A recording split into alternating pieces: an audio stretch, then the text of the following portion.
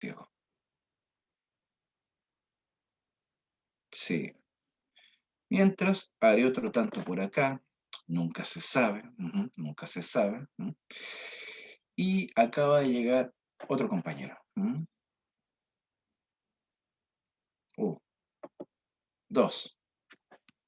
Sí. Ya, perfecto. Muy bien. Bienvenido, Nicolás. Bienvenido, Javier. Hola, profe. Muy buenos ¿Qué días. tal? Buenos días. Hola, profe, buenos días. Buenos días, Javier. Bueno, yo creo que le podemos dar comienzo a la clase de hoy. Ya estamos en los tiempos. Espero que Miguel haya retornado con su cafecito. No, un tecito iba a prepararse. Partamos por lo básico. Buenos días, espero que estén bien. Ahí está Miguel, justamente alzando su pulgar. Y bueno, como ustedes bien saben, día martes es realmente el día en que comenzamos la semana para esta asignatura.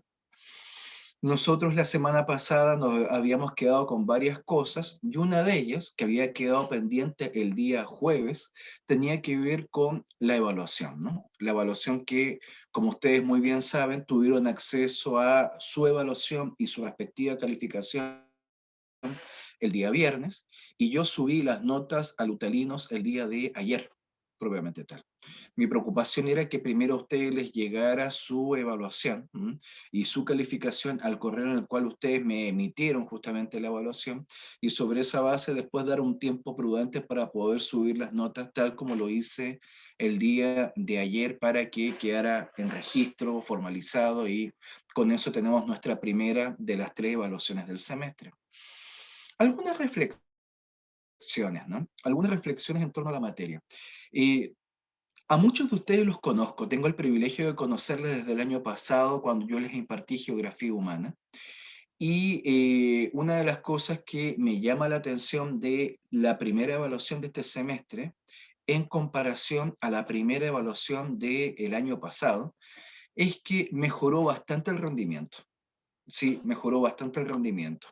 Un indicador duro fue que en este caso, en esta evaluación, no tuvimos ninguna nota, ninguna calificación roja, ¿no? O sea, ninguna bajo 4. Es más, las notas estuvieron bastante altas pensando en el grupo curso. Algo que me dio gusto porque voy dándome cuenta que ustedes han logrado internalizar ciertas prácticas académicas que terminan siendo útiles para su aprendizaje, ¿no? Planificar, por ejemplo, trabajar en equipo de manera coordinada, mejorar la escritura, por ejemplo, con base a la escritura mejorar la argumentación, una serie de cosas que, insisto, como la gran mayoría de ustedes ya había tenido oportunidad de conocerles, veo la mejora a nivel de grupo curso, me da mucho gusto ver eso, pero sin embargo vi algunos ripios generales a nivel de grupo curso que me llamaron la atención y que tienen que ver estrictamente con algo que les va a acompañar de aquí a la tesis. Me refiero al tema de la citación, ¿sí? El tema de la citación me llamó muchísimo la atención porque vi una tremenda diversidad en el manejo de ello. Y en ese sentido me encontré desde gente que manejaba muy bien una normativa, ¿sí? Una normativa de citación, que estaba vinculada desde el cuerpo de ensayo propiamente tal hasta la sección de referencias bibliográficas, pasando a gente que lo manejaba más o menos, a gente que ya lo manejaba mal o incluso simplemente no lo manejaba. Me llamó mucho la atención esa diversidad, ya que, insisto, la mayoría de ustedes forman parte de un solo grupo curso. Entonces, sobre esa base, y pensando sobre todo de que la tendencia que se ha marcado en la academia, independientemente de las opiniones personales, pasa por instrumentar un tipo de normativa. Estoy pensando justamente en la normativa APA, ¿no? Un sistema de citación que ha ganado presencia en revistas científicas, pero también en tesis de grado y de posgrado, incluyendo las de doctorado, y ni hablar justamente en trabajos académicos iniciales e intermedios en un plan de pregrado. Quería comenzar precisamente la clase de hoy día explicándoles un poquitito cómo opera ese sistema de citas antes de pasar ya explícitamente a lo que tiene que ver con la clase de esta unidad, ¿no? Entonces, sobre esa base, les voy a compartir pantalla y les voy a compartir dos documentos en Word que tienen que ver con este tema de la normativa APA y cómo se cita, ¿no? Entonces, lo primero que les voy a compartir tiene que ver con un documento que sí, bueno, todavía no descarga, pero bueno, ahora sí descargó. Si ustedes lo ven, tiene que ver estrictamente con un ejemplo de cómo cuando nosotros elaboramos un texto académico, cómo podemos justamente referenciar en función de dos estrategias diferentes. Lo que ustedes ven aquí son dos párrafos muy diferentes que dan cuenta de dos estrategias de citación. La primera tiene que ver con la técnica del parafraseo. ¿Qué es el parafraseo? No es otra cosa que el acto de enunciar ideas que normalmente no son de nosotros, pero que nosotros las redactamos en función de nuestra propia escritura, en función de nuestras propias palabras, de tal manera que de ahí uno parafrasea a tal o a cual autor. Entonces, el acto de parafrasear tiene que ver en el fondo con esta estrategia, o más bien esta técnica de escritura, en la cual uno redacta un texto, pero en esa redacción uno emplea, ¿no? Instrumenta ideas de otros autores, pero redactándolas con las palabras propias, ¿no? Es decir, con nuestra propia escritura, con nuestro propio modo de entender un texto, y así justamente este primer párrafo que figura en esta ejemplificación. Si ustedes se fijan, hay todo un trabajo de puntuación en el cual la referenciación se hace tal como ustedes lo ven en el primer párrafo. Entonces ustedes si lo leen, dice la investigación sobre la legitimidad de las instituciones políticas encuentra un valioso aporte en las reflexiones de Dieter Nolen, un famoso politólogo alemán, y claro, ahí se cierra la idea con un punto seguido, pero claro, cuando uno enuncia al autor, inmediatamente se coloca entre paréntesis el año del texto que uno está empleando. Entonces, el código que ustedes están colocando ahí es, mira, me estoy apoyando en tal autor y de tal texto. Eso es lo que estoy diciendo en el primer reglón.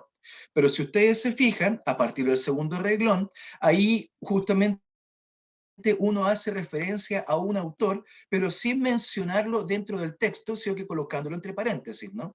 Leo, para el politólogo alemán, estas dependen necesariamente de las creencias de los pueblos, propuesta que contrasta con lecturas materialistas sobre el objeto, ¿no? Y claro, yo cierro ese punto colocando ahí el nombre, perdón, el apellido de un autor, una coma, más el año del texto que estoy empleando, que da cuenta de que cuando digo contrasta con lecturas materialistas sobre el objeto, estoy diciendo, bueno, este autor sí lo es.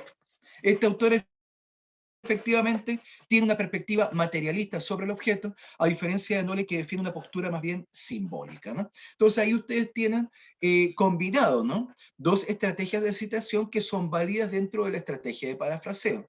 Y acto seguido, ¿sí? Ustedes ven cómo se elabora un segundo párrafo que está con otro formato, de hecho está en cursiva, con otro margen, y está entrecomillado.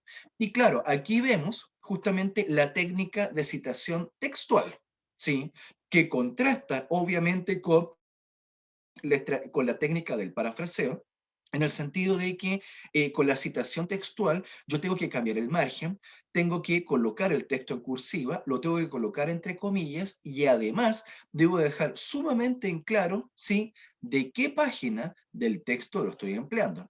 Entonces aquí figura una cita textual, no tiene mucho sentido leerla, pero al finalizar la cita textual, ustedes se encuentran acá con que se abre un paréntesis, se ingresa el apellido del autor justamente del cual estoy extrayendo la cita textual.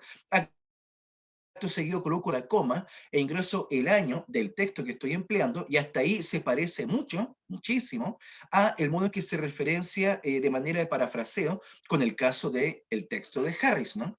Pero sin embargo cambia cuando yo le ingreso dos puntos a el año de edición del texto y después coloco una numeración que corresponde en el fondo a la página, corresponde a la página que yo estoy empleando justamente para esa cita textual y acto seguido cierro justamente el paréntesis para cerrar con ello la formalidad, ¿no? Entonces, aquí esto está pensado, este ejemplo está pensado estrictamente para lo que tiene que ver con el cuerpo de ensayo, por ejemplo, o incluso, ¿no? Si ustedes están redactando conclusiones y estiman conveniente contemplar a más autores, por ejemplo, con la técnica del parafraseo, lo pueden hacer así, ¿no? Entonces, y esto siempre desde el terreno de la normativa APA, ya que la normativa APA es un sistema de citas que se emplea justamente con base a paréntesis, ¿se dan cuenta?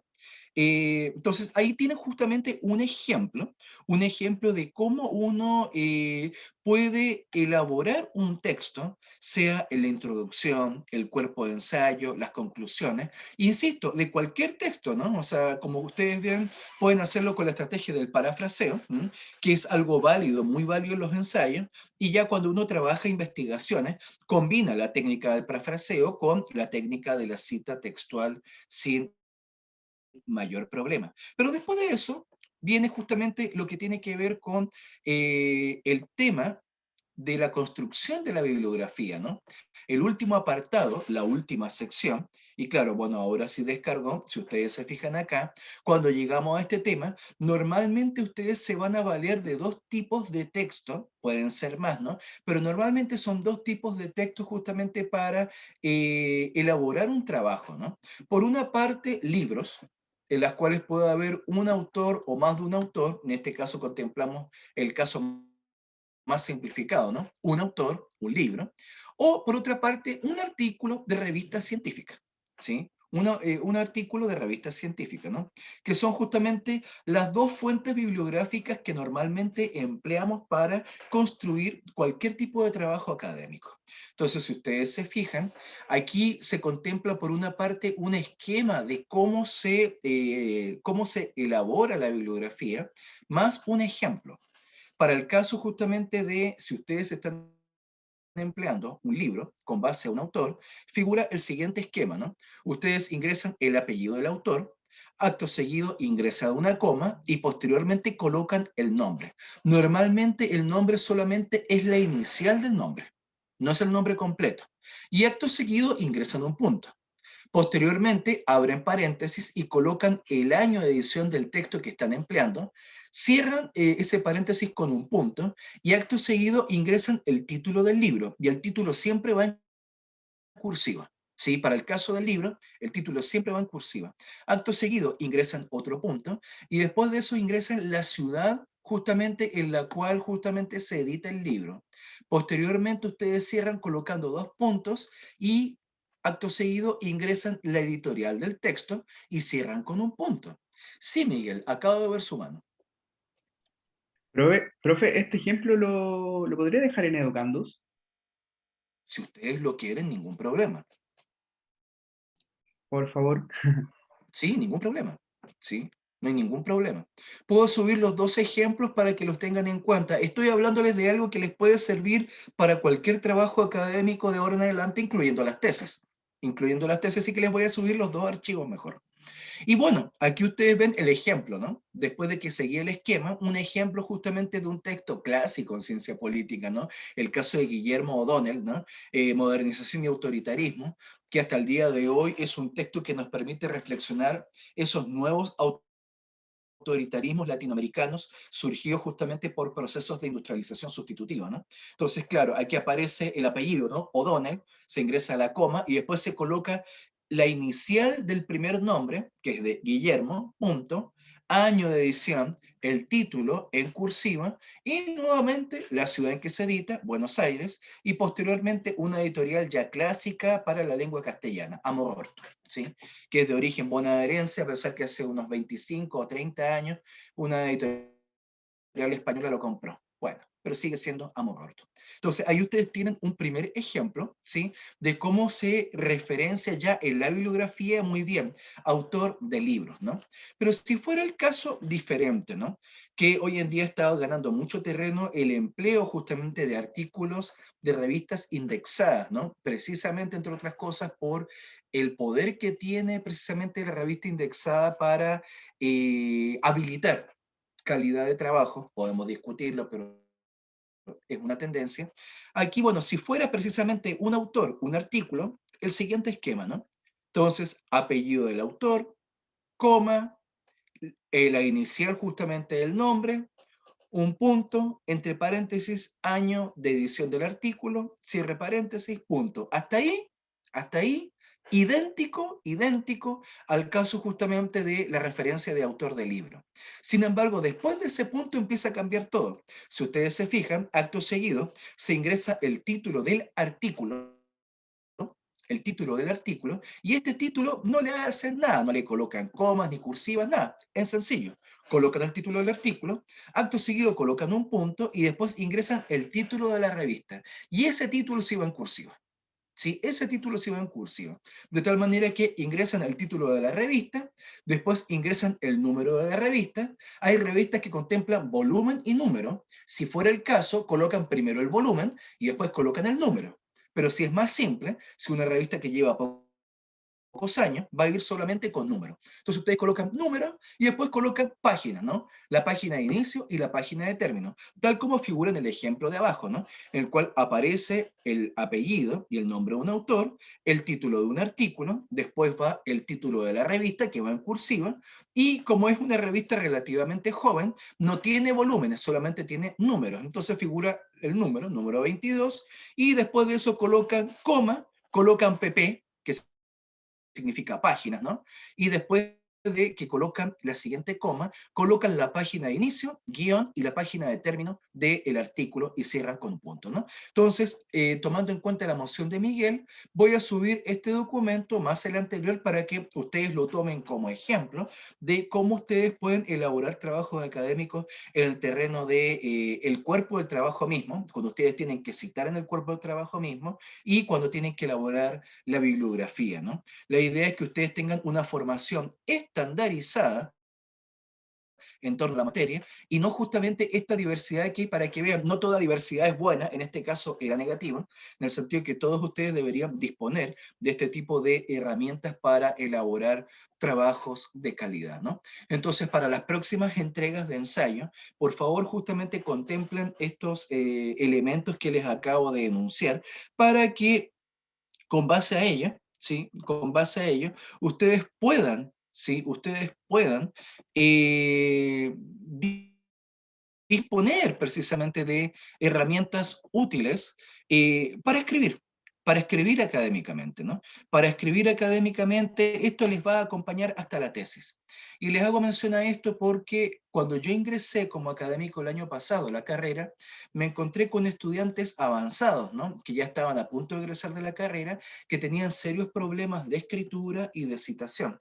Algo que yo levanté como inquietud justamente para la escuela, en torno a, mira, está pasando esto, hay que cuidarlo porque si bien estoy consciente que la carrera de administración pública no es una carrera académica, es una carrera profesional, pero sin embargo, como universitarios, tienen que manejar este código, ¿sí? Lo tienen que manejar, eso es un hecho. Entonces, no sé si hay alguna cosa que agregar en torno a la primera evaluación o cerramos este capítulo y damos comienzo a la clase que tiene que ver con la unidad número 2.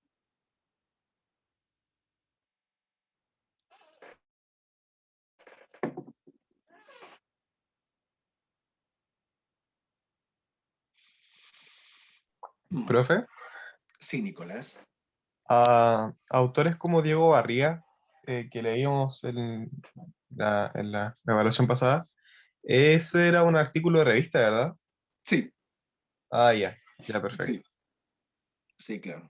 De hecho, en el texto se colocaba paréntesis, barría, coma, año, ¿sí? Si era para se cierra paréntesis, y si ya era cita textual, después del año, dos puntos, página o páginas, ¿no? Pero sí, autor de artículo, probablemente tal.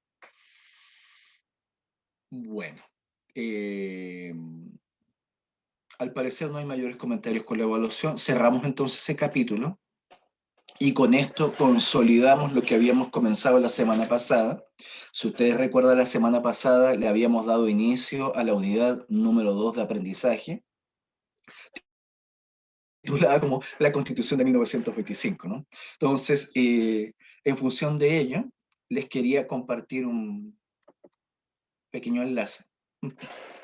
Sí. Que, a ver, ahí llegó. Tendría que haberles llegado sin mayor problema. No sé si lo ven.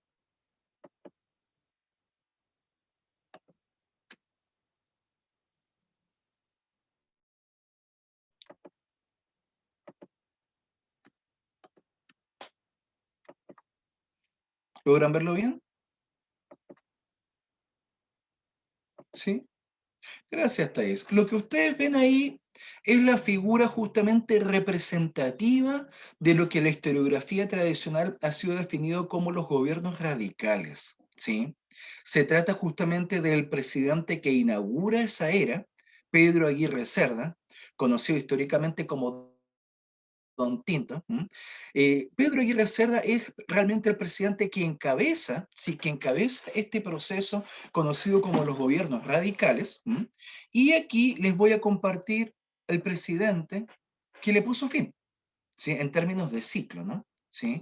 Que si ustedes lo pinchan, se van a encontrar ahí con la figura nada más y nada menos que de Gabriel González Videla, ¿sí? O sea, con esto justamente estamos hablando de tres presidentes radicales, ¿no? Pedro Aguirre Cerda, Juan Antonio Ríos y Gabriel González Videla, ¿no? Tres presidentes que dan cuenta de todo lo que tiene que ver con la historia con la historia justamente, un momento, un capítulo histórico importante de Chile, que tiene que ver en el fondo con los llamados gobiernos radicales, ¿no? Los llamados gobiernos radicales. De los gobiernos radicales se ha dicho de todo, ¿sí? Se ha dicho de todo, ¿no? Partiendo porque sobre todo el primer gobierno habría sido el gobierno de los profesores, la época dorada de los docentes en este país, pero sin embargo, normalmente a los gobiernos radicales se les atribuye normalmente otra cosa, ¿sí? Que tiene que ver con la instalación formal del llamado modelo de ISI, ¿sí? El modelo de ISI, ¿sí? Sigla que hace alusión a el proceso de industrialización por sustitución de importaciones. ¿Sí? Entonces, industrialización por sustitución de importaciones, ¿no? También conocido como modelo de desarrollo hacia adentro, anotémoslo, ¿no? Es decir, también conocido como modelo de desarrollo hacia adentro, ¿sí? Y también como modelo mercado internista. Así al menos lo formulaba Tomás Mulián, ¿no? Modelo de ISI, modelo de desarrollo hacia adentro o modelo mercado internista, ¿sí? Se trata precisamente de tres formas o tres nomenclaturas que han sido empleadas para definir todo el proceso de industrialización que vivió Chile desde mediados del siglo XX en adelante, pero que sin embargo, siguiendo la clásica historiografía económica, siempre se le ha atribuido a un año en particular, 1938, el año en que es creada la Corfo, ¿no? La Corporación de Fomento para la Producción, y sobre esa base se dice, bueno, con esto comienza el modelo de industrialización sustitutiva o el modelo de desarrollo hacia adentro, ¿no? El periodo de la industrialización chilena. Esto es un tema bastante complejo. ¿Por qué es complejo? Les acabo de entregar la explicación tradicional, ¿no? Es decir, cómo la historiografía tradicional ha planteado, y es la que a ustedes les tiene que haber llegado en el colegio, de que el modelo de ICI se desarrolló durante los gobiernos radicales.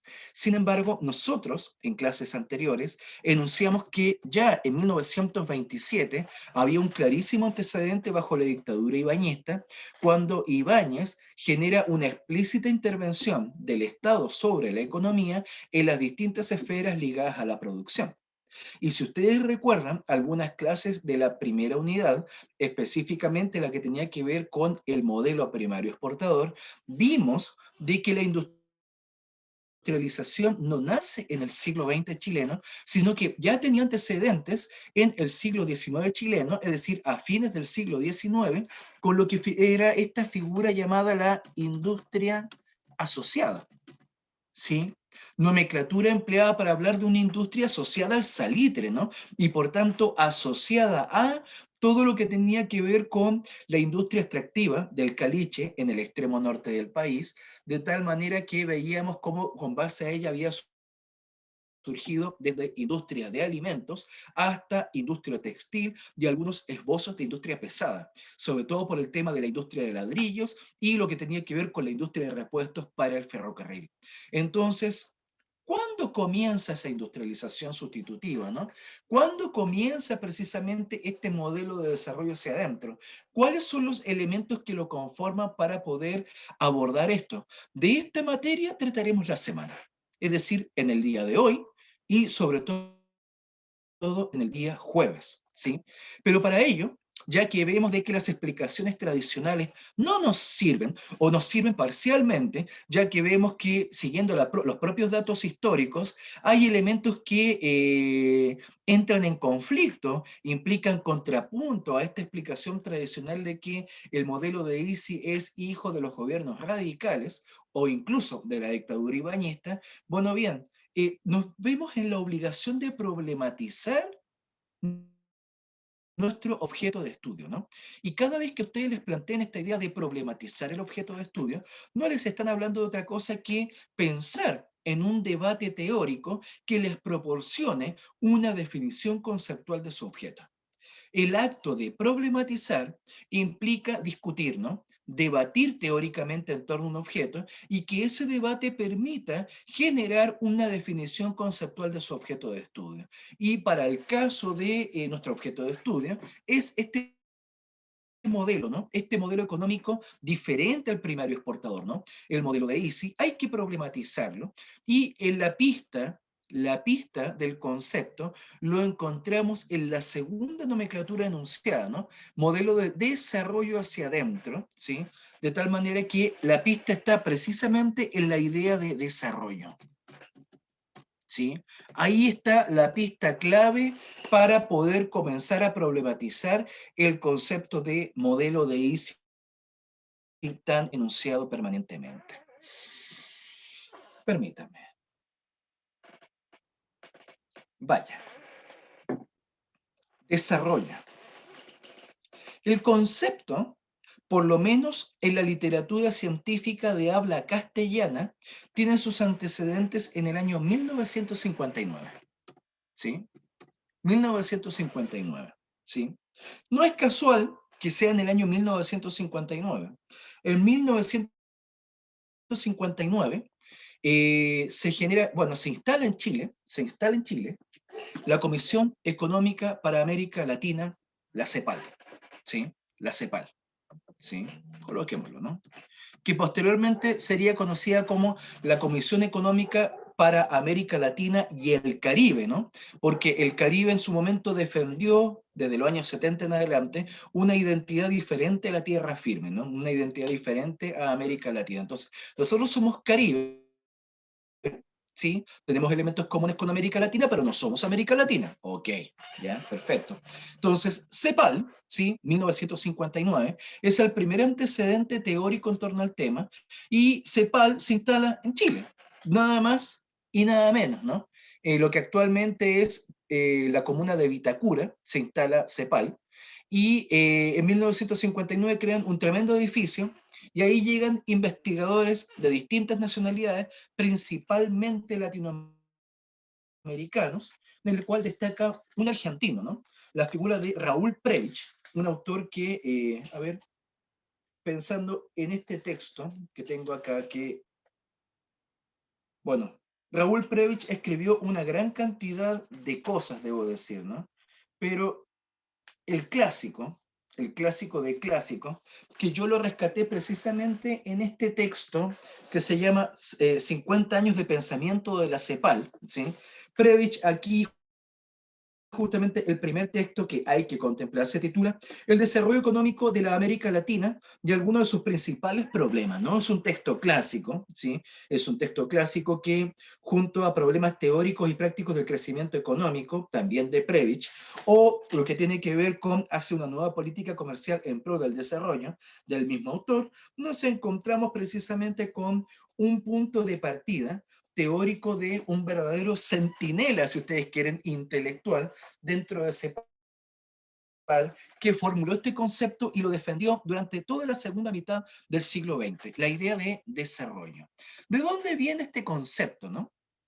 Esto viene nada más y nada menos que de la teoría de la modernización, ¿sí?, de Rostow, un economista norteamericano que escribió precisamente Etapas del crecimiento económico, un manifiesto no comunista, ¿no?, explicitando justamente una postura desde el pensamiento económico que defendía, ¿sí?, la generación de una economía industrial con base a una serie de etapas previas para alcanzar este pináculo, ¿no?, alcanzar esta meta, ¿sí?, el desarrollo industrial, de tal manera que en Rostow desarrollo e industrialismo eran sinónimos, ¿no? Entonces coloquémoslo acá, desarrollo, ¿sí?, era prácticamente sinónimo de industrialismo, ¿sí? Industrialismo. De tal manera que, claro, ¿no? Es decir, cuando hablamos de desarrollo desde esta perspectiva económica, ¿no?, la que formula Rostow desde la teoría de la modernización, se entiende el desarrollo como industrialismo, ¿no? Entonces, un país es desarrollado si es superindustrializado. Si vamos en vías del desarrollo, vamos en vías de industrializarnos, ¿no? Entonces, de ahí que la idea de desarrollo tiene sus antecedentes en esta obra que instrumenta Previch, ¿sí?, que instrumenta Previch en CEPAL, y claro, sobre esa base, él establece su famosa dicotomía entre desarrollo versus subdesarrollo, ¿no? En el cual, claro, si yo tengo claridad qué significa el primer concepto, tengo sumamente claro la diferencia con el segundo concepto, subdesarrollo, ¿no? Es decir, si desarrollo es industria, ¿no? Si desarrollo implica justamente alcanzar una alta industrialización, el subdesarrollo justamente es quedar al debe. El subdesarrollo significa de que nos faltan condiciones, ¿no?, o nos faltan elementos para decir que somos un país industrial, ¿sí? Entonces, claro, el subdesarrollo tiene que ver con esta industrialización incompleta, si ustedes quieren, ¿no? Mal acabada, ¿no? No lograda incluso, ¿no? Por no decir frustrada, ¿no? Es decir, aquí justamente hay un caso de desarrollo frustrado, como lo plantearía otro gran intelectual de CEPAL, el chileno Aníbal Pinto Santa Cruz, ¿no?, que planteó cosas similares, ¿no? Entonces, sobre esa base, desarrollo, subdesarrollo, son dos conceptos polares pero combinables, tal como lo planteaba Previch en su momento, en el sentido de decir que mientras el desarrollo es un fenómeno propio de los países del norte, partiendo por Estados Unidos, pero también de muchos países europeos, el subdesarrollo es la característica económica propia de América Latina, ¿sí? Entonces, América Latina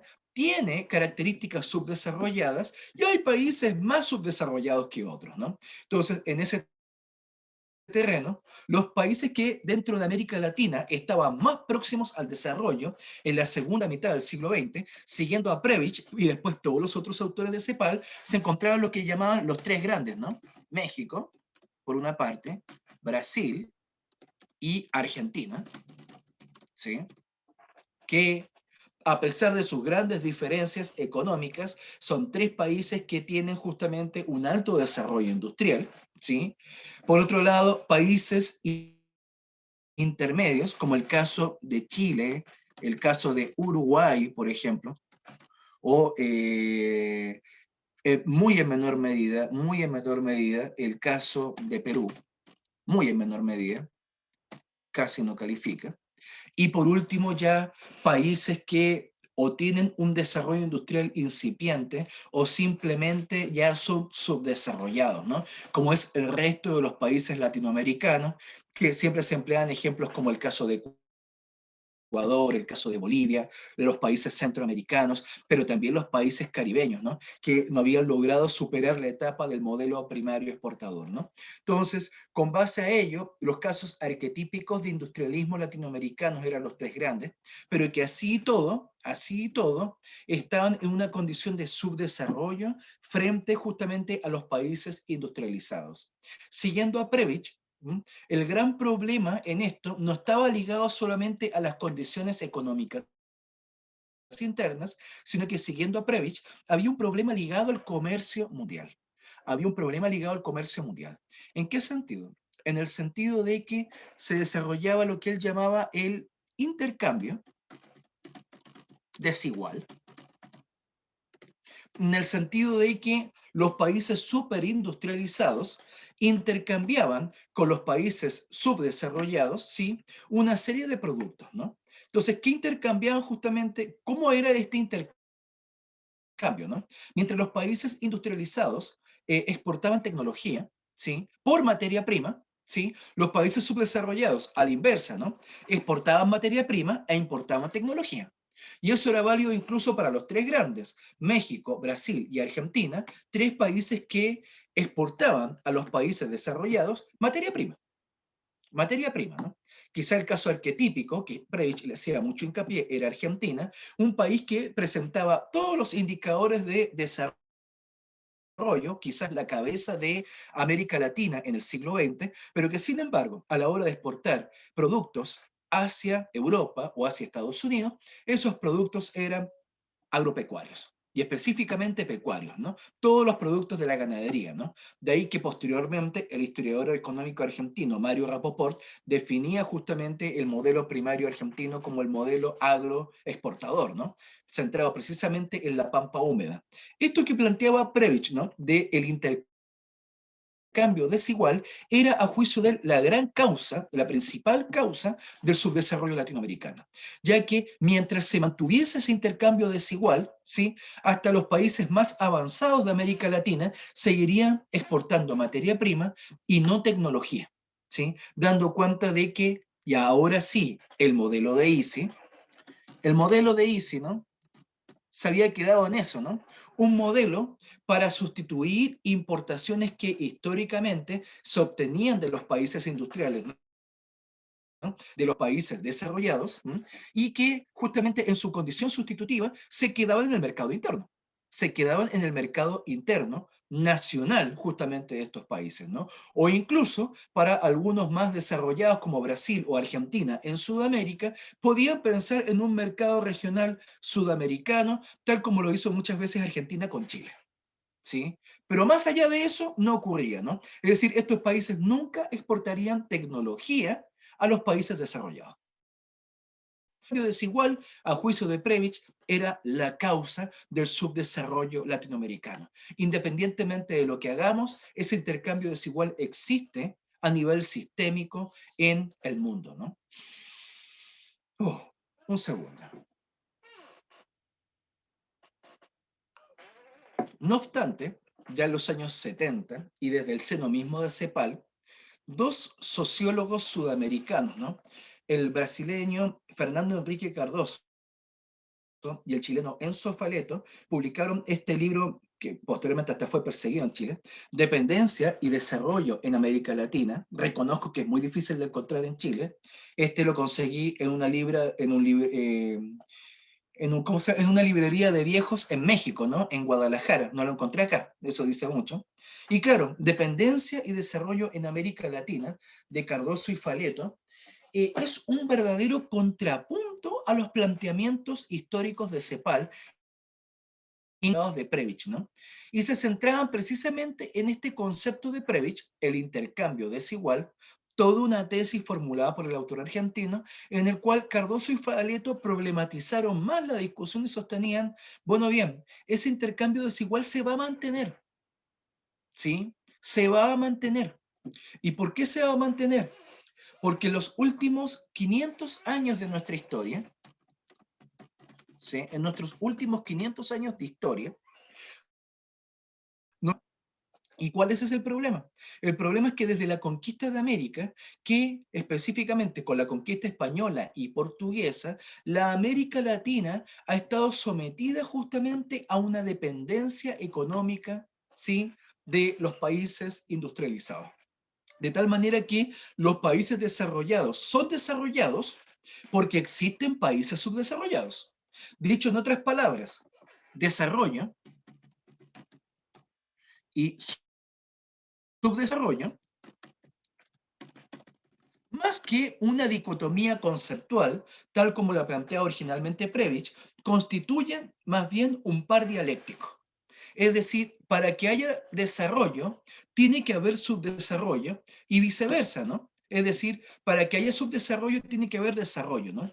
En esto se está generalizando un modelo teórico ya formulado en el siglo XIX por Marx, ¿no? Es decir, para que haya ricos, tiene que haber pobres, que haber ricos, ¿no? Es decir, ricos y pobres son un par dialéctico, ya que en el fondo los recursos económicos tienen el mismo origen, ¿no? Por una parte los recursos naturales, por otro lado el trabajo y por otro lado la tecnología. Entonces, si tienen la misma fuente, algo raro está pasando aquí. Algo raro está pasando aquí. Para el caso justamente de Cardoso y Faleto, lo que se plantea es que las economías latinoamericanas son economías dependientes, ¿sí? Son economías dependientes y en su condición de dependencia van a ser permanentemente subdesarrolladas, ¿sí? No importa lo que hagamos desde acá con buenas intenciones, ¿no? Los países metropolitanos, ¿no? O lo que ellos llamaban los países del centro, los famosos países desarrollados, son dentro de este esquema precisamente países metropolitanos que en su condición de tal, por un tema de poder, van a mantener a América Latina en una constante situación de subdesarrollo. De tal manera que el subdesarrollo latinoamericano tiene causas o tiene orígenes externos a América Latina. Nosotros no entendemos justamente el subdesarrollo latinoamericano sin este proceso de satelización, como plantearía Gunder Frank, ¿sí?, de las economías latinoamericanas por parte de las economías superindustrializadas, ¿no? Entonces, nuestro papel dentro del capitalismo es ser exportadores de materia prima y por tanto ser subdesarrollados, ¿no? Esta tesis fue problematizada casi en diálogo, ¿no? Porque es paralela por la teoría del sistema mundial, ¿sí? Anotémoslo, ¿no? Por la teoría del sistema mundial desde Estados Unidos, de hecho, ¿sí? La teoría del sistema mundial formulada por Immanuel Wallerstein, ¿no? ¿Sí? Es una serie de libros, aquí yo tengo uno, por ejemplo, que es toda una joyita sobre el análisis de los sistemas mundiales, pero claro, esta discusión Wallerstein la instala originalmente en los años 70 con un libro que se titula justamente El moderno sistema mundial, el volumen número 1, en el cual problematiza todo esto, específicamente en el último capítulo de ese libro que se llama Repaso teórico, ¿no? Y en ese terreno, Wallerstein justamente muy en diálogo con la teoría de la dependencia, sostiene que el capitalismo constituye un sistema mundial, ¿sí? Constituye un sistema mundial y en calidad de sistema mundial, ¿sí? Todo sistema, en este caso el capitalismo, ¿sí?, en calidad de economía mundo, como le llamarían, ¿no? Economía mundo, ¿sí?, dispondría de un centro y de una periferia, ¿sí? El centro, justamente, constituye los famosos países desarrollados, pero que en el fondo son los países metropolitanos, ¿no? Los países del centro, que se distinguen del resto precisamente por tener un alto proceso de industrialización, versus la periferia, que corresponde a los países y las regiones del mundo que son exportadores de materia prima, ¿sí? Son exportadores de materia prima e importadores de tecnología. De tal manera que esta relación centro-periferia, ya enunciada justamente por los teóricos de la dependencia, la teoría del sistema mundial sostiene que es una relación de dominio, ¿sí? Es una relación de dominación, ¿no? El centro domina la periferia, ¿sí? El centro domina la periferia. De tal manera que, con base a ello, ¿sí?, los países subdesarrollados son subdesarrollados porque son subdesarrollados, ¿no? Es decir, es el lugar social que ocupan dentro del sistema. Entonces, es lo que los define, es el lugar justamente social y político que ocupan dentro de la totalidad del sistema. Y lo mismo al revés, ¿no? Los países del centro justamente son desarrollados porque están ocupando el lugar central del sistema. De tal manera de que esto no es solamente un tema de tecnología, esto no es solamente un tema de economía, aquí hay poder. ¿Sí? Aquí hay poder, y no es solamente un poder local o un poder regional o nacional, es un poder mundial.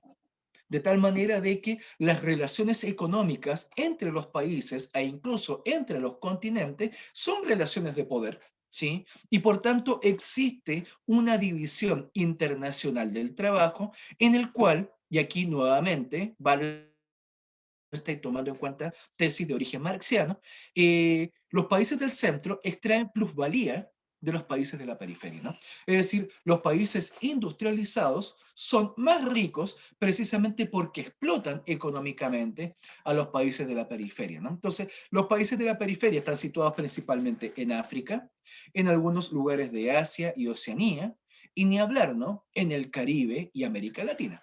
¿Sí? De tal manera que en toda esa vasta región del mundo nos encontramos con países y regiones completas que son explotadas económicamente por los países del centro. Entonces, bueno, pensando un poco lo que plantearía Prebisch, Cardoso y Faleto y Wallerstein, nosotros con esto tenemos un debate teórico, ¿no?, un marco teórico que permite problematizar precisamente el modelo de Easy. Entonces, si tuviésemos que entregar una definición conceptual del modelo de Easy, podríamos entenderlo de la siguiente manera, ¿no? El modelo de Easy es un modelo económico dependiente.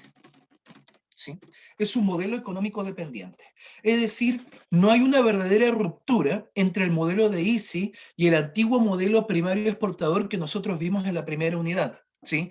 Es un modelo económico dependiente. ¿Y por qué es dependiente? Entre otras cosas, porque el modelo de industrialización por sustitución de importaciones, como su nombre lo indica, es un modelo que está pensado para sustituir importaciones dentro del país. Es decir, es un modelo que está pensado para generar productos manufacturados para el mercado nacional.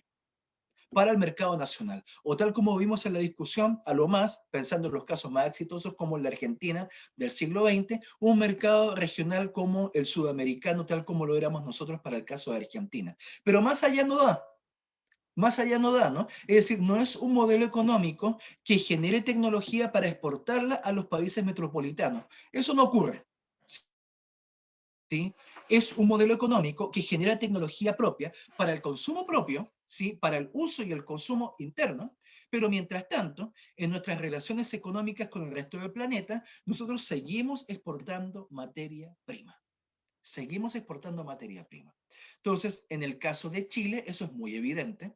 Es muy evidente ver cómo este modelo de Easy no es otra cosa que una combinación entre el antiguo modelo primario exportador, en el cual el elemento clave es la exportación de recursos naturales a los países industrializados, mientras que sustituimos importaciones justamente porque los países industrializados no pueden enviarnos su tecnología.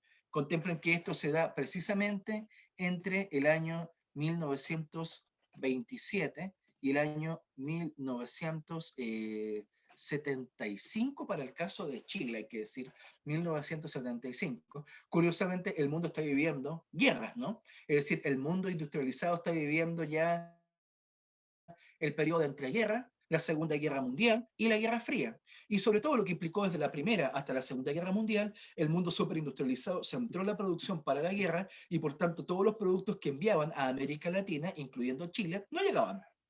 No llegaban. Justamente el esfuerzo bélico consumía todo. Eso explica justamente el desarrollo tecnológico justamente de América Latina y a eso hay que sumar otro detalle, que es algo que vamos a ver a partir del jueves, ¿no? ¿Cómo Este modelo de ICE, incluso para los países latinoamericanos más avanzados, este modelo fue dependiente de la tecnología metropolitana. ¿En qué sentido? En el sentido que habían piezas claves de esta industria sustitutiva que se elaboraban en Estados Unidos o en la Europa occidental. No se elaboraban acá. Y eso, si era válido en México, Brasil o en Argentina, era más válido aún en Chile, tal como lo vamos a ver este próximo jueves. No sé si hay algo que comentar, estamos casi terminando la clase.